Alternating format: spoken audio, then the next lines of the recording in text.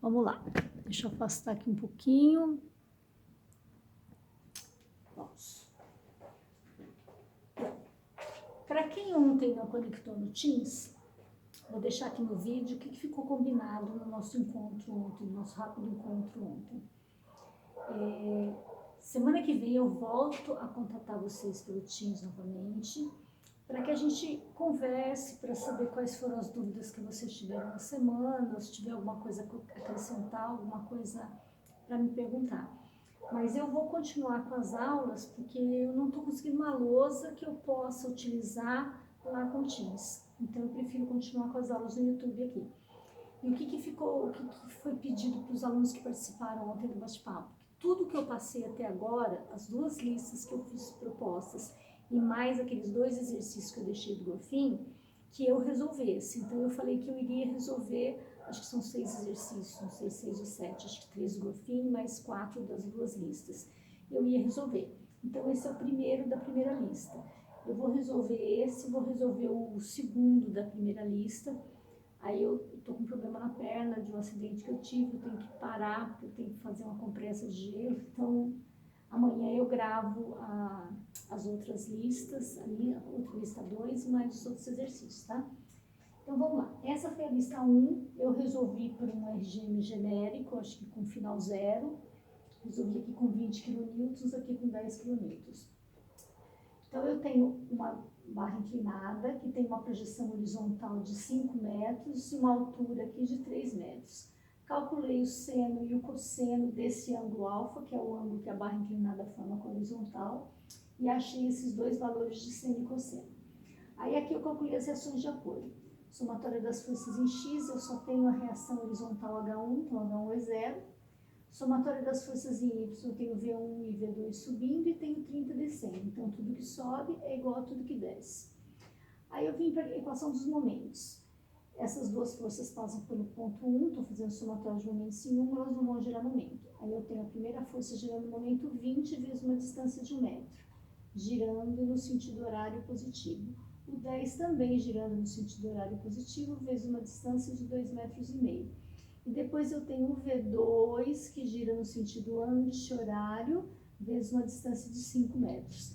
Resolve essa equação, acha V2 igual a 9, substitui lá em cima, acha que V1 igual a 21. Acho que aqui vocês não tiveram problema.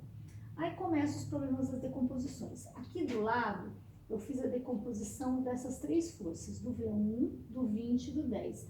Não fiz a decomposição do V2? Não fiz, porque o diagrama estando certinho, vocês vão chegar nos valores de V2, mas nada impede que vocês façam também a decomposição do V2.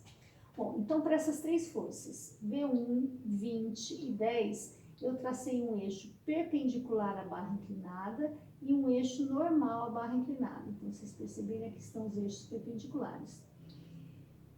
Aí eu achei que, se isso aqui é alfa, né, são alternos internos, então esse ângulo aqui é alfa, esse aqui é 90 menos alfa, esse aqui é alfa também.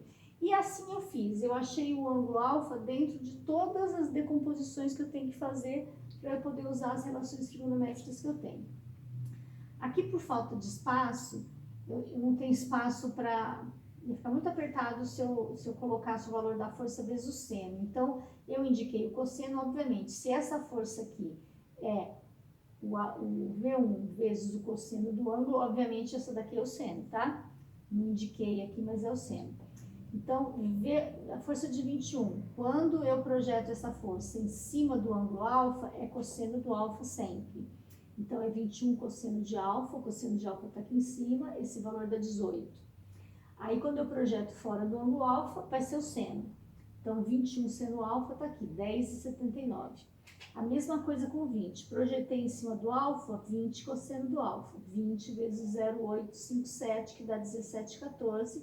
Quando eu projeto fora do ângulo alfa, é seno. 20 vezes o seno, dá 10,28. A mesma coisa eu fiz com o 10, projetei em cima do alfa, 10 cosseno alfa dá 8,57, 10 seno alfa dá 5,14. Aí eu começo com os diagramas. Então, vamos lá.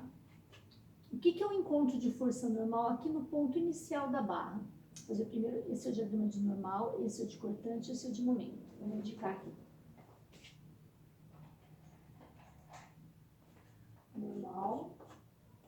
cortante e momento. Normal em quilonewton, cortante em quilonewton, momento em quilonewton vezes metro. Bom, então eu começo primeiro com uma força de 10,79, que se vocês olharem, está saindo da barra. Se está saindo da barra, está tracionando. Então, uma tração de 10,79. E aqui vem aquela dúvida. Quando o diagrama de normal é paralelo ao eixo, quando ele é inclinado? Se houvesse um carregamento distribuído aqui, se eu tivesse uma força normal distribuída, esse diagrama ia ser inclinado. Mas eu não tenho força distribuída, eu não tenho nenhuma componente aqui que me gera uma força normal distribuída. Então, isso aqui vem constante.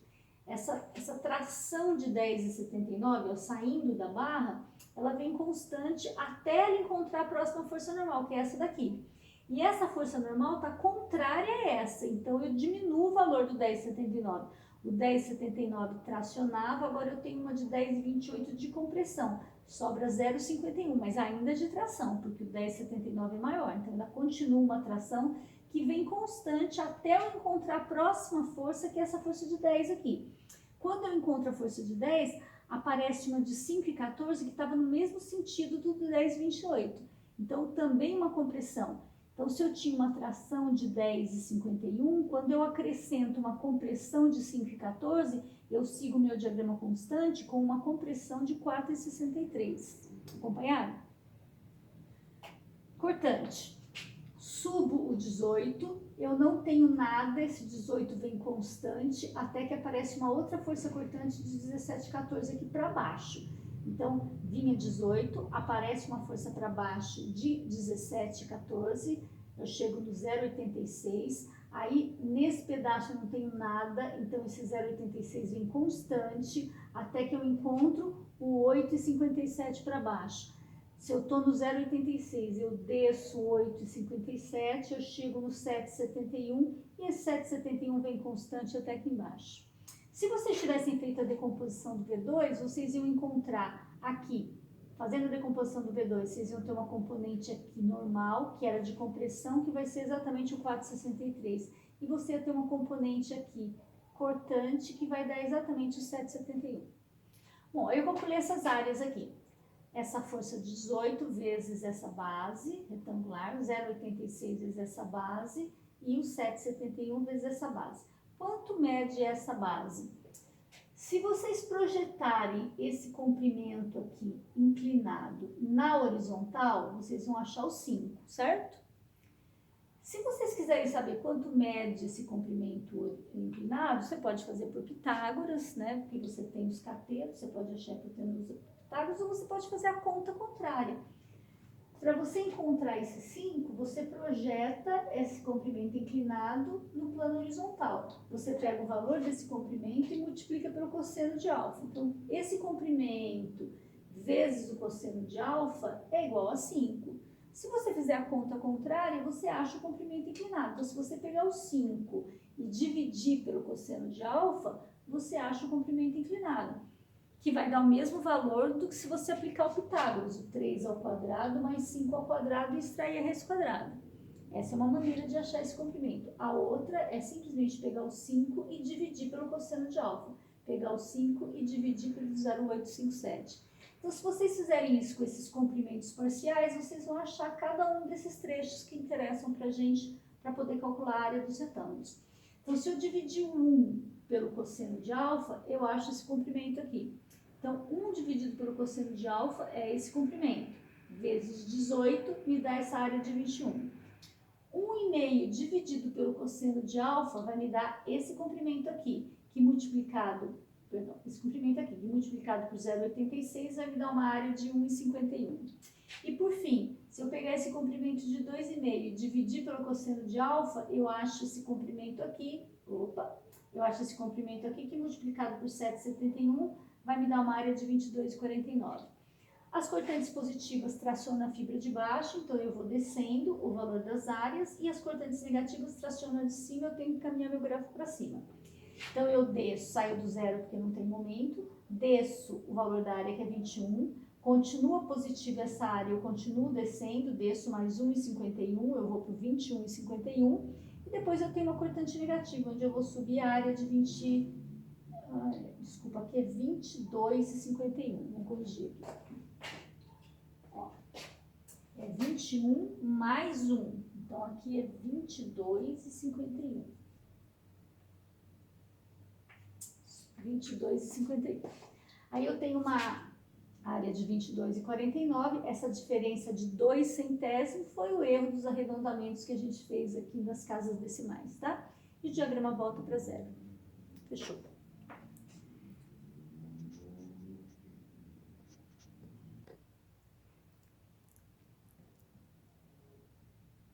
Bom, esse é o último exercício da lista 1. Deixa eu ver se está tudo quadrado aí, tá. Então, esse exercício que fez a Beatriz perder umas noites de sono dela, né? Então, vamos tentar explicar isso aqui.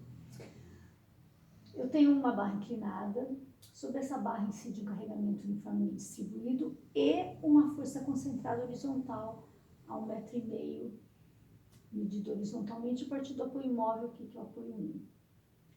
Para calcular a reação de apoio, eu posso pegar esse carregamento distribuído e multiplicar pela distância onde ele atua, que é 4 metros, vai dar uma força de 40 aqui no meio, tá?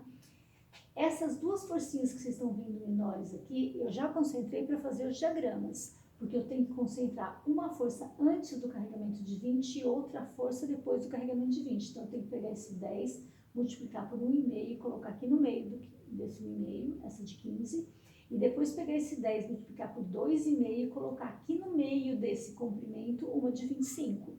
Porque o diagrama a gente tem que trabalhar com uma força de cada vez. Então, você não pode trabalhar com essa de 40. Você tem que começar com V1, caminhar até 1,5 m, porque você se depara com uma outra força aqui. E a gente tem que fazer uma análise separada. A carga distribuída antes da força de 20 e uma carga distribuída depois da força de 20. Mas para calcular a reação de apoio, eu vou trabalhar com essa de 40 mesmo. Vou somar as forças em X. Então, em X eu tenho a reação aqui em H2 e mais a força de 20. Vou considerar para a direita positiva, então essa positiva, H2 negativo, achei H2 igual a 20. Somatória das forças em Y, tudo que sobe é igual a tudo que desce. Então, V1 mais V2 é igual a 40. Não dá para resolver, vem para a somatória de momentos. Somatória de momentos vou fazer em torno do ponto 1. V1 não vai gerar momento em 1, porque passa pelo ponto. Aí eu tenho a força de 20 vezes essa distância aqui, ó.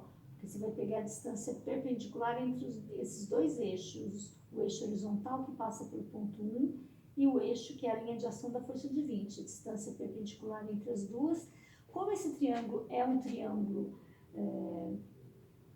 com ângulo de 45 graus, essa altura é igual, essa base é igual a essa altura. Se ela está a 1 metro na projeção horizontal, ela vai estar aqui a 1 metro, perdão, 1,5 m na projeção horizontal, ela vai estar a 1,5 m na projeção vertical também. Se não fosse ângulo de 45 graus, vocês teriam que achar essa altura aqui pelo teorema de Tales, tá? Seria dizer que a base está para a altura do triângulo grande, assim como a base está para essa altura que você quer determinar do triângulo pequeno. Mas aqui vai ser 1,5. Não comentei sobre os ângulos, mas esse ângulo é 45 graus, então seno e cosseno 0,707. Não façam 0,70, nem 71 eu gosto, viu? Acumula erro. Trabalho com 3 casas. Então, somatória de momentos, eu tenho 20 vezes uma distância de 1,5, que é essa distância vertical, não essa, tá? É essa distância vertical. Depois eu tenho 40 vezes essa distância horizontal, que é de 2, porque o 40 está na metade de 2 metros, então vezes 2 metros, então 20 vezes 1,5 mais 40 vezes 2. Aí eu tenho o V2 vezes 4 metros, essa distância horizontal, girando no anti-horário negativo. E aqui começou o erro de muita gente quando fez a lista.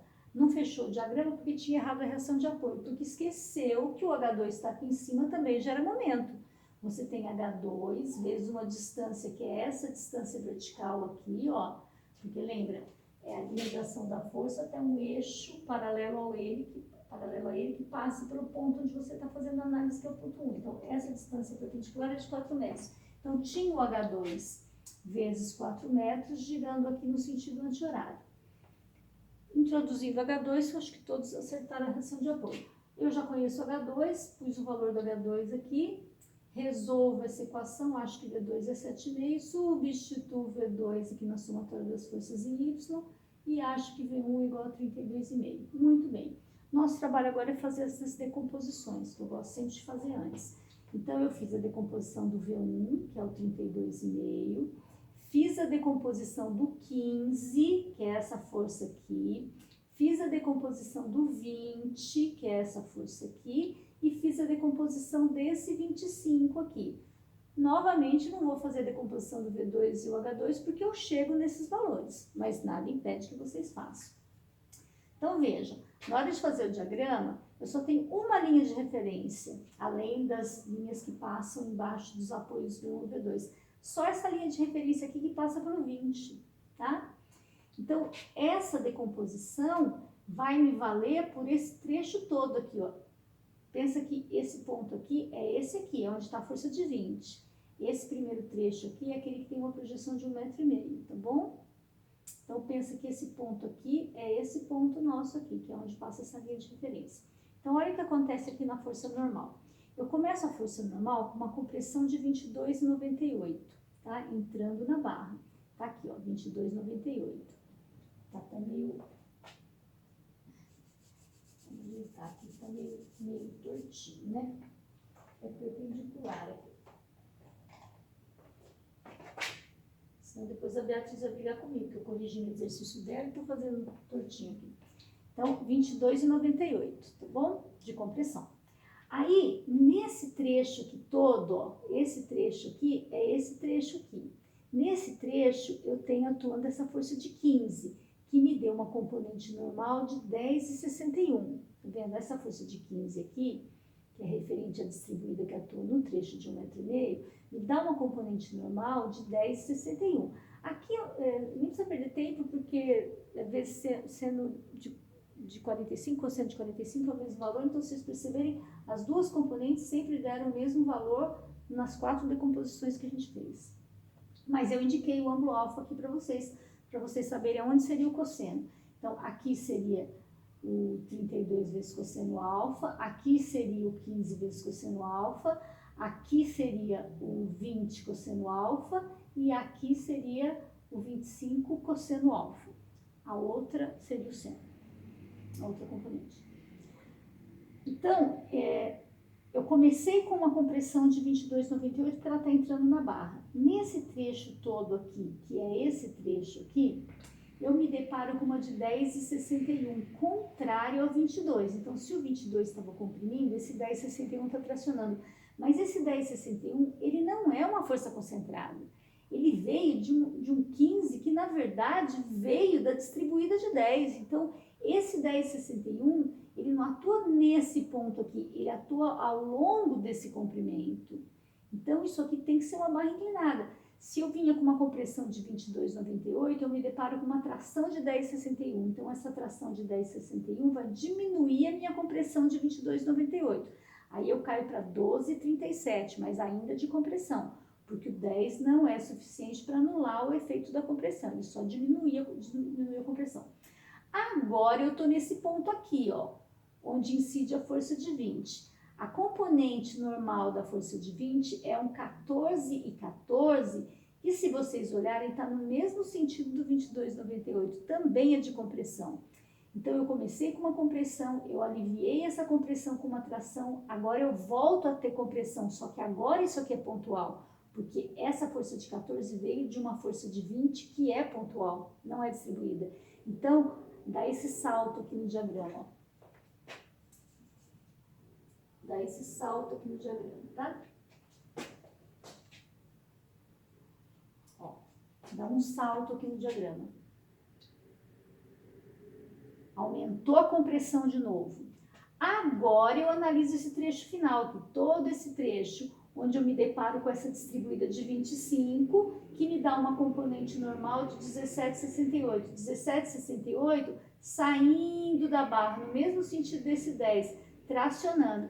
Então, aquela compressão que era de 26,51 vai ser aliviada por uma tração de 17,68, mas ainda chega no final com uma compressão de 8,83. A cortante. A cortante começa com 22,98 para cima. Ao longo desse trecho, você vai ter 10,61 para baixo, que é distribuído. Então, você desce 10,61, você chega no 12,37. Aqui, tem uma pontual de 14, 14, que veio da de 20, que também é pontual, então você está no 12. Você desce o 14, 14, você chega no 1,77 lá embaixo. Aí você continua descendo nesse trecho a componente do 25, a componente cortante que é 17,68 para baixo. Então você está no 1,77 aqui embaixo, você continua descendo mais 17, você vai chegar no 19,45 aqui embaixo. Para calcular essas áreas, área do trapézio e área do trapézio. Para saber quanto mede isso aí, é só fazer a conta inversa, é pegar esse 1,5 e dividir pelo cosseno de alfa. Pega 1,5, divide por 0,707, você vai achar o comprimento dessa barra inclinada. Aí você faz base maior mais base menor vezes essa altura dividido por 2, vai te dar uma área de 37,5. Do lado de cá a mesma coisa, se você quer saber quanto mede esse comprimento, você pega esse 2,5 e divide pelo cosseno de alfa, porque quando você tiver esse comprimento, você multiplicar pelo cosseno de alfa, você acha a projeção horizontal. Faz a conta inversa, você acha o comprimento inclinado. Então, eu tenho base menor do trapézio, base maior do trapézio, soma as duas, multiplica por esse comprimento que vale 2,5 dividido pelo cosseno de alfa, divide por 2, que era do trapézio, eu até marquei aqui, dá 37,52. Essa diferença de 2 centésimos são os arredondamentos que a gente fez ao longo do exercício.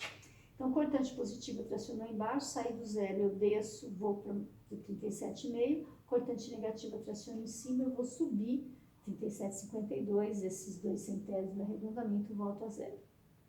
E é assim que a gente fazia o segundo exercício da primeira lista. Então, encerro com vocês hoje a primeira lista, já vou postar hoje à noite ainda, e amanhã eu gravo para vocês o da segunda lista e mais os 3 propostos do Gorfim, e vou deixar com vocês mais alguns exercícios propostos essa semana, mando para vocês por e-mail ainda essa semana, para que no nosso encontro terça-feira que vem vocês possam tirar as dúvidas, e aí se tiver tudo ok, se não tiver nenhuma dúvida, semana que vem a gente avança na matéria, tá bom? Boa semana para vocês e bom feriado.